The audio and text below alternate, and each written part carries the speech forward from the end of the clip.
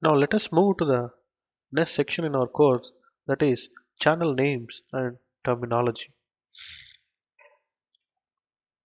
The objective of this particular section would be understanding the relationship between LTE protocol layers, that is logical, transport and physical channels, via logical transport and physical channels, and explain the logical and transport channel in depth used in this particular LTE, and name downlink and uplink physical channels and understand their purpose in LTE, and finally understanding the overall LTE channel structure and mapping for both the downlink and uplink.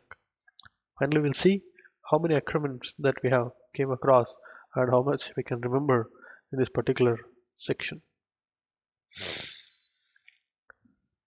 This diagram describes the overall structure of LTE air interface. It has, as we have seen before while we are discussing LTE air interface protocol structure, we have RRC, that is radio resource control at the top, which is responsible for control channel or controlling the which is responsible for in the its actions in the control channel, and we have application layer which is actually generating the data which is carried over by radio bears here. Then comes radio link control. It is actually responsible for controlling the link, such main functionality such as flow control and error control or sending of ACNACs at RLC level is done by this particular layer. Medium access control is responsible for accessing of medium, that is air interface here, that is where to place our data in a frame or other things is the job of this medium access control. And finally it is the physical layer through which we will be sending the actual physical data over the air interface.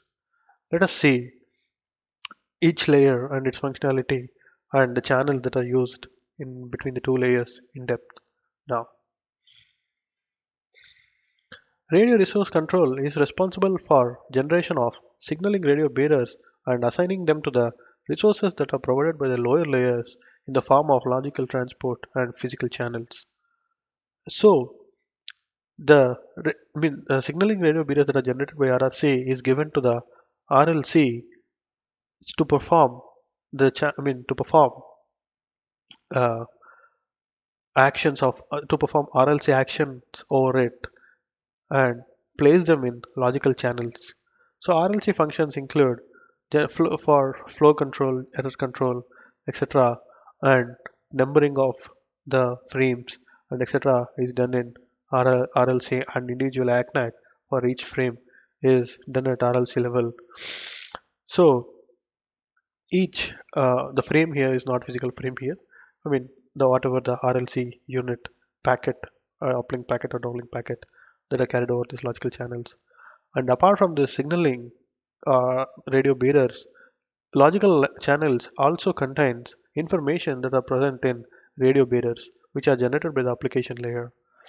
These logical channels further give these logical channels to the MAC, and MAC perform the actions of MAC such as interfacing with the air, and finally placing the logical channel data that are present in the logical channels in a correct way, how the air interface needs it in a and it forms and it generates something called as transport channels. Finally, these transport channels are given to the physical layer, and it is the responsibility of the physical layer to generate the signals that are carried over the air interface so that it will reach the opposite end via the physical channels. One more thing to note in this particular slide is RRC can control all the three layers that are present in the access stratum.